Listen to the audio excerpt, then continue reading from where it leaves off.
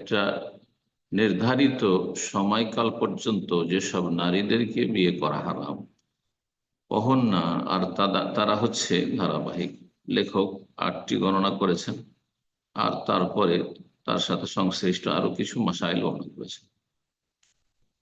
প্রথম, যেটি কোরআন কারীম দ্বারা সুসাব্যস্ত প্রমাণিত, আল্লাহ রাব্বুল আলামিন যে আয়াত গত সপ্তাহে যে আয়াত তাফসীর করেছি, সূরা নিসা আয়াত নম্বর 23, তাতে আল্লাহ রাব্বুল আলামিন শেষখানে এই বিষয়টি উল্লেখ করেছেন, ওয়ান তাজমাউ বাইনাল উখতাইন, তোমাদের প্রতি হারাম করা হয়েছে যে তোমরা দুই বোনকে একত্রিত করবে বিবাহ বন্ধন। অর্থাৎ আপনি কোন নারীকে বিয়ে করে আছেন, তারপরে তার বোনকে, আপন বোন, বৈমাতৃয় বৈপিতৃয় বোনকে আবার একত্রিত করেছেন, এটি হারাম। এরকমই দুধ বোন। তাহলে আমাদের সামনে 4টি হয়ে গেল। বোন বলতে এখানে আপন বোন, বৈমাতৃয় বোন, সৎ বোন, বৈপিতৃয় বোন আর দুধ বোন। দুই বোনকে একত্রিত করা হারাম, কিন্তু পৃথক পৃথক ভাবে একজন মানুষ কয়েক বোনকে বিয়ে করতে পারেন। এক বোনকে বিয়ে করেছিল আর তারপরে সে মারা গেছে, অথবা তার তালাক হয়ে গেছে, হ্যাঁ, তালাক দিয়েছে বা তালাক নিয়েছে, তারপরে আর এক বোন সম্মতি রয়েছে, আর তার বাবা বা তার যে অভিভাবক করেছে তার অনুমতি রয়েছে, তাহলে একাধিক বোনকে বিয়ে করা যেতে পারে, একটির পর একটি। শুধু জমা করা হারাম। এটি কোরআনে কারীমের স্পষ্ট আয়াত দ্বারা হারাম করা হয়েছে, এবং এর কাছাকাছি আরো 2টি মাসআলা রয়েছে যেগুলিকে হারাম করা হয়েছে রাসূলুল্লাহ সাল্লাল্লাহু আলাইহি সাল্লামের হাদিসে জমা করার ক্ষেত্রে। তারা হচ্ছেন একজন নারী এবং তার ফুফুকে জমা করা, একজন নারী এবং তার খালাকে জমা করা। জি, সেটা আপন খালা হোক, বৈমাতৃ বৈপিতৃ হোক, অথবা দুধ খালা বা দুধ ফুফু। তাই লেখক বলছেন, ইয়াহরুমুল জামউ বাইনাল উখতাইন, দুই বোনকে একত্রিত করা হচ্ছে হারাম বিবাহ বন্ধন। অবাইনাল মারআতু আম্মাতিহা, কোন নারী এবং তার ফুফুকে একত্রিত করা, একসাথে বিবাহ বন্ধনে রাখা হারাম। আও খালাতিহা, স্ত্রী, আপনার স্ত্রী এবং তার খালাকে একসাথে বিবাহ বন্ধনে রাখা, মানে একত্রিত একই সময়, হারাম। একটা আগে করেছেন আরেকটা পরে, কিন্তু দুটোই বিবাহ বন্ধন হারাম। এই বিবাহ বাতিল। মিন্নাসাবিন, এই সম্পর্ক বংশের সম্পর্ক হোক, আওরে জাইন, অথবা স্তন্যদানের সম্পর্ক হোক, যে কথাটি আমি বিস্তারিত বললাম। ফায়দা তাত, এটা অস্থায়ীভাবে জমা করা হারাম। কিন্তু যদি মারা যায়, একজন মারা গেছে, আউতুল্লিকাত, তালাক দেওয়া হয়েছে, খোলা নিয়ে নিয়েছে, হাল্লাতে লোখরা, তাহলে দ্বিতীয় বোনকে বিয়ে করা হালাল। 2 নম্বর অস্থায়ী হারাম নারী হচ্ছে আল মুতাদ্দাহ হাত্তা তাখরুজ মিনাল ইদ্দাহ, যেই নারী ইদ্যত সময়কালে রয়েছে, তালাকের পরে অথবা স্বামী ইন্তেকালের পরে যে ইদ্যত রয়েছে, বিধবার ইদ্যত রয়েছে 4 মাস 10 দিন, আর তালাক প্রাপ্তার ইদ্যত রয়েছে 3 মাসিক বা 3 মাস, বা যদি গর্ভধারণকারিণী হয়, পেটে বাচ্চা থাকে, তাহলে বাচ্চা ভূমিষ্ঠ হওয়া পর্যন্ত, এসব যে ইদ্যতগুলি রয়েছে, এই ইদ্যত চলাকালীন বিবাহ করা হারাম। জি, বলছেন আল মুতাদ্দা, ইদ্যত পালনকারিণী, তাকে অস্থায়ীভাবে বিয়ে করা হারাম। কতক্ষণ পর্যন্ত বিয়ে করা হারাম? যতক্ষণ তার ইদ্যত চলছে। তো ইদ্যত পার হয়ে গেলে বিয়ে করতে পারবে। একজন মহিলা বিধবা হয়েছে, স্বামী ইন্তেকালের পরে 4 মাস 10 দিন পুরা হয়ে গেছে, তারপরে তিনি বিয়ে বসতে পারেন, তাকে বিয়ে করতে পারেন। তৃতীয় অস্থায়ী হারাম নারী হচ্ছে মুতাল্লাকাতুহু সালাসান, কোন পুরুষের 3 তালাক প্রাপ্তা স্ত্রী 3 তালাক দিয়ে দেওয়ার পরে তাকে আর বিয়ে করতে পারবে না, কিন্তু এটা স্থায়ী না, অস্থায়ী ভাবে বিয়ে করতে পারবে না। কতদিন? হাত্তা তানকিহা যাওজান গায়রা, যতক্ষণ পর্যন্ত অন্য স্বামীর সাথে স্বেচ্ছায় বিবাহ না বসবে। আর তারপরে তাদের সংসার চললো না, সেই জন্য তাদের বিবাহ বিচ্ছেদ ঘটেছে বা তালাক ঘটেছে। কিন্তু যদি কন্ট্রাক্টের হয়, হিল্লা বা হালালার বিয়ে হয় তাহলে তার উপর লানত রয়েছে। সে পুরুষ নারী এবং এই বিবাহতে যারাই জড়িত থাকবে সহযোগিতায়, তাদের সবার উপর লানত রয়েছে। আর লানত কাবিরা গুনার উপর হয়, হারাম কাজের উপর হয়। লান আল্লাহুল মুহাল্লিল ওয়াল মুহাল্লাল। এই বিষয়টি কোরআনে কারিমে আল্লাহ বর্ণনা করেছেন যে যে তিন তালাক প্রাপ্তকে বিয়ে করতে পারে, ফাইন তাল্লাকাহা, যদি তাকে তৃতীয় তালাক দিয়ে দেয় স্ত্রীকে, ফালা তাহিল্লু লাহু, সে আর হালাল হবে না তার স্বামীর জন্য, যে আগের স্বামী ছিল। হাত্তা তানকিহা যাওজান, যতক্ষণ পর্যন্ত অন্য স্বামীর সাথে তার বিয়ে না হবে এবং তারপরে তালাক না হবে। কিন্তু বিবাহ শাদীর যে উদ্দেশ্য রয়েছে সেই উদ্দেশ্য নিয়ে বিয়ে করতে হবে। চুক্তির বিয়ে যদি হয় তাহলে তা দিয়ে হালাল হবে না, অর্থাৎ হিল্লার বিয়ে দিয়ে তিন তালাক প্রাপ্ত নারী হালাল হবে না স্বামীর জন্য। যারা এইসব কাজ করছেন তারা অশ্লীলতায় লিপ্ত, ধর্মের নামে তারা নোংরামিতে লিপ্ত।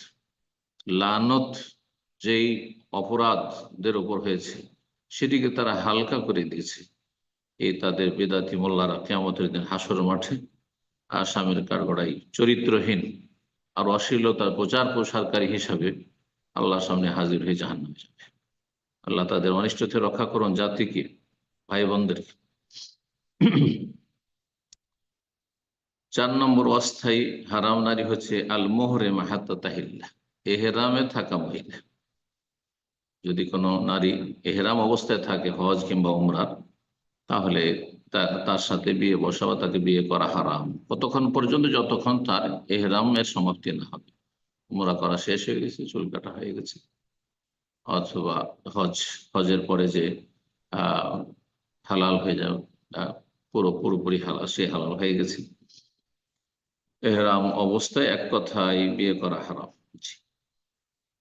পুরুষের জন্য বিয়ে করা হারাম আর নারীর জন্য বিয়ে করা হারাম। যে কেউ এহরাম অবস্থায় থাক না কেন।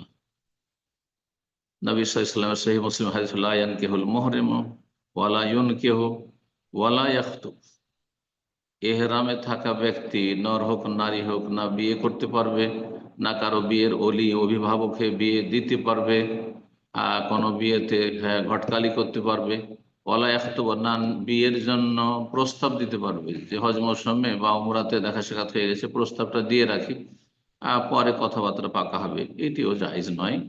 রাসূলুল্লাহ নিষেধ করেছেন, হারাম। 5 নম্বর অস্থায়ী হারাম তাহরামুল মুসলিম আলাল কাফির হাত্তা ইউসলিম, কোন মুসলিম নারী কোন কাফেরের উপর হারাম করা হয়েছে। কোন মুসলিম নারী যদি কোনো কাফেরের সাথে, অমুসলিমের সাথে বিয়ে বসে, সে যে কেউ হোক না কেন, আহলে কিতাব, ইহুদি, খ্রিস্টান হোক, অথবা অন্য কোনো ধর্ম অবলম্বী হোক, মুশরিক হোক, নাস্তিক হোক, কোনো কাফেরের সাথে আহ কোন মুসলিম রমণীর বিয়ে জায়েজ নয়, হারাম। কতক্ষণ? হাত্তা যতক্ষণ মুসলিম না হবে। নাস্তিক যতক্ষণ তওবা করে আহ মুসলিম না হবে, মুশরিক যতক্ষণ তো বড় শিরক কুফরি ছেড়ে সে তৌহিদ প্রতিষ্ঠাকারী না হবে, এইরকমই অমুসলিম যে কেউ যতক্ষণ ইসলাম গ্রহণ না করে। 6 নম্বর অস্থায়ী হারাম তাহরুমুল কাফিরাতু গায়রুল কিতাবি, তাহরুমুল কাফিরাতু গায়রুল কিতাবি আলাল মুসলিম হাত্তা তুসলিম, কোন কাফের নারী, এমন কাফের, এমন অমুসলিম নারী যে কিতাবিয়া নয়, আহলি কিতাব নয়, ইহুদি খ্রিস্টান নয়। তাহলে বোঝা গেল যে ইহুদি খ্রিস্টান নারী যদি হয় তাহলে কোন মুসলিমের জন্য শর্ত সাপেক্ষ বিয়ে জায়েজ, কিন্তু অনুত্তম। উত্তম হচ্ছে একজন মুসলিম তার ইমানে রক্ষার জন্য এবং তার আগামী প্রজন্মের রক্ষার জন্য, তাদের ঝুঁকি মুক্ত রাখার জন্য, যাতে করে তারা কাফের না হয়ে যায় মায়ের অনুসারী হয়ে। আহ, আর তারপরে একজন মুসলিম কি করে তার রুচি হইতে পারে যে আল্লাহ বিশ্বাসী নয়, আল্লাহর একত্বে বিশ্বাসী নয়, পরকালে বিশ্বাসী নয়, যে রসুলের বিশ্বাসী নয়, যে আপনার কালেমার সাক্ষ্য প্রদান করে না, আপনার সালাত, সিয়াম, হজ, যাকাত, ফরাইজ, ওয়াজিবাত কিছুইতে বিশ্বাসী নয়, তাকে আপনি কি করে বিয়ে করতে চাইছেন? আপনি যদিও বিশেষ শর্তের সাথে জায়েজ করা হয়েছে কোরআনে কারিমে, সেটি হচ্ছে যদি সতী সাধ্যী হয়। তার সাথে আরেক শর্ত মনে রাখবেন যে আপনাকে নিশ্চিত হইতে হবে যে আপনি ছেলে মেয়েগুলো আপনার অনুসারী করে রাখতে পারবেন। যারা পশ্চিমা দেশে বসবাস করছেন, সতর্ক সাবধান, তাহলে কোনো মুসলিম মেয়ে কোনো কাফেরের সাথে বিয়ে বসতে পারে, কিন্তু কোনো মুসলিম ছেলে কিতাবি যদি হয়, ইহুদি কিংবা খ্রিস্টান, আর সতী সাধ্যী হয়, আর নিজের ছেলে মেয়েদের নিজের অনুসারী করে রাখতে পারবে, এর উপর যদি তার আহ, আশা থাকে এবং সে অনুযায়ী তার প্রচেষ্টা থাকে, তাহলে বিয়ে জায়েজ কিন্তু অনুত্তম। কিন্তু অন্য কাফের, অন্য ধর্ম অবলম্বী ইহুদি খ্রিস্টান ছাড়া মেয়ে কোনো মুসলিমের জন্য বিয়ে করা যায় না।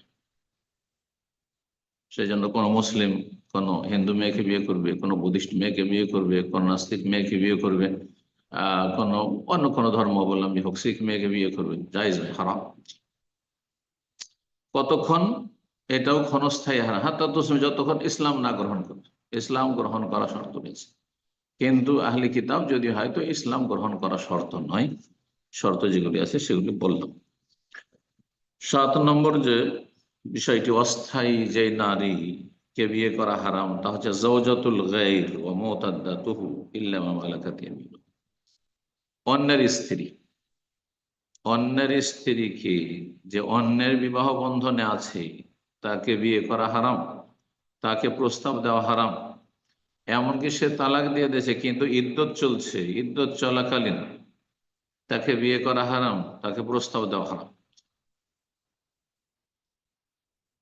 সূরা নিসার আয়াত নম্বর 24, যে আয়াতটি যেসব নারীদেরকে হারাম করা হয়েছে সে সম্পর্কে আমরা গত সপ্তাহে আলোচনা করেছি। হুররিমাত আলাইকুম উম্মাহাতুকুম ওয়া বানাতুকুম ওয়া খাওয়াতুকুম, আর শেষখানে আল্লাহ বলেছেন ওয়া আন তাজমাউ বাইনাল উখতাইনি ইল্লা মা কাদ সালাফ ইন্নাল্লাহা কানা গাফুরার রহিমা। আর তারপরের আয়াত হচ্ছে আয়াত নম্বর 24, ওয়াল মুহসানাতু মিনান নিসা ইল্লা মা মালাকাত আইমানুকুম, সূরা নিসা আয়াত নম্বর 24, পঞ্চম পারার প্রথম আয়াত। আর বিবাহিতা মহিলা, এখানে মহসানাত বলতে বিবাহিতা মহিলা, বিবাহিতা মহিলাদেরকে বিয়ে করা হারাম। যে অলরেডি বিবাহ বন্ধনে আছে কারো, বিয়ে করা হারাম। তালাক হয়ে গেছে কিন্তু ইদ্যুত আছে, তাকে বিয়ে করা হারাম, কারণ এখনো তার স্বামীর সাথে তার সম্পর্ক আছে, বৈবাহিক সম্পর্ক আছে, পুরোপুরি বিচ্ছিন্ন হয়ে যায়নি যতক্ষণ ইদ্যুত পার হয়নি। 8 নম্বর, লেখক বলছেন তাহরুমুজ জানিয়াতু আলা জানি, ব্যভিচারকারিণী মহিলাকে বিয়ে করা হারাম ব্যভিচারকারীর ওপর এবং অন্যের ওপর। তাহলে যেসব মহিলাদের বদচরিত্র রয়েছে, ব্যভিচারের, এই নোংরামের, এই অশ্লীলতার, এই ব্যভিচারিণী মহিলাকে, এমনকি সে যে ব্যভিচারী তার জন্য বিয়ে করা হারাম, তার জন্য বিয়ে করা হারাম, অন্যের জন্য বিয়ে করা হারাম। সূরা নূরে আল্লাহ রাব্বুল বলেছেন আয-যানিয়াতু লা ইয়ানকিহু আয-যানি লা ইয়ানকিহু ইল্লা যানিয়াতান আও মুশরিকাতুন আয-যানিয়াতু লা ইয়ানকিহু ইল্লা যানিন আও মুশরিক ওয়া হুররিমা যালিকা আলাল মুমিনিন। কতক্ষণ পর্যন্ত অসতী বা অসৎ চরিত্রের পুরুষকে বা অসতী নারীকে বিয়ে করা হারাম? হাত্তা তাতুবা, লেখক বলছেন, যতক্ষণ খালেস অন্তরে তওবা না করিস। তওবা মানে হচ্ছে তওবার শর্তগুলি পুরা করে, গুনাহ বন্ধ করতে হবে, গুনার উপর অনুতপ্ত লজ্জিত হবে, আগামীর জন্য প্রতিজ্ঞা করবে, আল্লাহর কাছে বেশি বেশি ক্ষমা প্রার্থনা করবে, হুলুসিয়াতের সাথে, দুনিয়ার কোনো স্বার্থে নাই। আর তারপরে যার সাথে ব্যভিচার করেছে কোন অসৎ ব্যক্তি অথবা অন্য লোকেরা, ততক্ষণ বিয়ে করবে। তওবার সাথে সাথে আর একটি শর্ত রয়েছে, তওবা করবে এবং তার ইদ্যত পার হইতে হবে। তার ইদ্যত হচ্ছে ইস্তেবরাউর রহম, কমপক্ষে একবার মাসিক হইতে হবে, যাতে স্পষ্ট হয়ে যায় যে এই আগের ব্যভিচারের মাধ্যমে পেটে গর্ভধারণ করেনি। কারণ পেটে যদি গর্ভধারণ করে আর তারপরে অন্য কেউ বিয়ে করে, তাহলে কেমন করে বুঝবে যে কার বাচ্চা? এটা একটি বিষয়। সেখানে বংশ কি হয়ে যাবে? একাকার হয়ে যাবে, বংশ পরিচয় থাকবে, কার বংশের সাথে সম্পৃক্ত করবে না। 2 নম্বর কথা, যেই ব্যক্তি জেনাকারী, ব্যভিচার করেছে কোন নারীর সাথে, সেও যদি বিয়ে করে, তাহলে সমস্যা আছে, হতে পারে সেই মহিলা আর কারো সাথেও ব্যভিচার করেছে, তাহলে কার বীর্য দিয়ে এ গর্ভধারণ করেছে? সুতরাং এই বিষয়টি নিশ্চিত হওয়ার জন্য গর্ভধারণ করেনি, সাথে সাথে বিয়ে করতে পারবে না। তাহলে আমাদের ভারত, বাংলাদেশ, পাকিস্তানে যেসব ছেলেমেয়েরা, অসৎ ছেলেমেয়েরা ব্যভিচারে লিপ্ত হয়, তাদের ধরে সাথে সাথে সমাজের লোকেরা যে সালিশ করে বিয়ে পড়ে দেয়, এটি নাজায়েজ, হারাম কাজ, জায়েজে নাই। হতে পারে তার পেটে বাচ্চা ধরেছে, তার বীর্য দিয়ে ধরেছে, অথবা অন্য কারো সাথেও জেনা করে। অনেক মহিলা আছে, হ্যাঁ, যে যেখানে সুযোগ পায় সেখানে জেনা করে। অনেক অসৎ চরিত্রের লোকেরা আছে, তারা হচ্ছে শুকুর চরিত্রের, হ্যাঁ, তারা এক মহিলার সাথে কয়েকজন জানছে, হ্যাঁ, এক এক- একসাথে তারা তাদের এই নোংরামি সম্পর্ক রাখছে, জেনার সম্পর্ক আছে তাদের। তাহলে কার বীর্য দিয়ে এই সন্তান হলো? যদিও যারও সন্তান কোনো বংশের সাথে সম্পৃক্ত হয় না, কিন্তু মায়ের সাথে সম্পৃক্ত হবে, কিন্তু যাতে এইরকমটা না হয়। নবী সাল্লাল্লাহু আলাইহি সাল্লাম বলেছেন যে, নিষেধ করেছেন যে কেউ সেচ করেছে, সেই সেচের উপর আরেকজন সেচ করবে, অর্থাৎ একজন সহবাস করেছে আর তারপর আরেকজন সহবাস করবে, যাতে বাচ্চা কার হলো বোঝা গেল না, এটা হারাম, নিষেধ করা হয়েছে।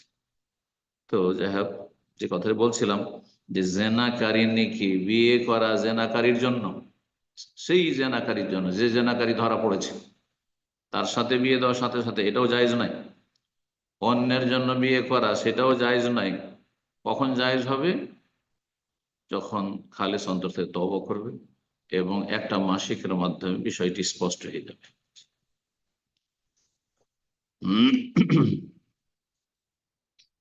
তারপরে আরেকটা মাসআলা লেখক বর্ণনা করেছেন, সেটা হচ্ছে ইয়াহরামু আলা রাজুল আন ইয়াতাযাওয়াজা ইবনাতাহু মিনাজ জিনা। একজন পুরুষ অসৎ চরিত্রে, সে জেনা ব্যভিচার করেছে, আর তারপরে যে মহিলার সাথে জেনা করেছে তার পেটে গর্ভধারণ করেছে, এই যে সেটি হচ্ছে কন্যা সন্তান, কন্যা সন্তান সে। এখন এই পুরুষ যে জেনাকারী, যার বীর্যের মাধ্যমে এই যারও সন্তান হয়েছে, কন্যা সন্তান হয়েছে, একে কি বিয়ে করা যায়? দেখো বলছে না, জায়েজ নয়। যদিও বৈবাহিক সম্পর্ক এখানে ছিল না, জেনার মাধ্যমে সেটি হয়েছে, কিন্তু তার যেহেতু নুতফা, বীর্য থেকেই আহ এই যারও সন্তান জন্মেছে, সুতরাং তাকে বিয়ে করা জায়েজ নয় ওই পুরুষের জন্য। এইরকমই বলছেন, ওয়াহরুম আলাল উম্মে তাযাওযুজু ইবনাহা মিনাজ জিনা।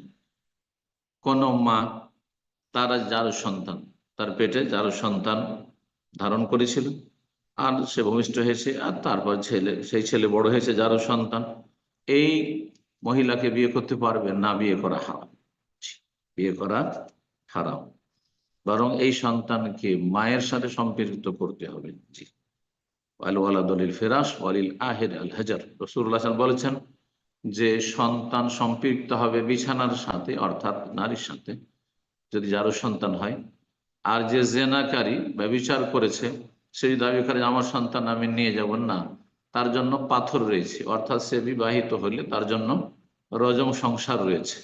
আর যদি অবিবাহিত হয়, তাহলে সে তার এই অধিকার থেকে বঞ্চিত, পাথর মানে এখানে অধিকার থেকে বঞ্চিত, যে তার সন্তান নাই, কারণ বৈবাহিক সম্পর্কের মাধ্যমে এই ছেলেটির জন্ম হয়নি, বরং সেটি হচ্ছে জারজ সন্তান।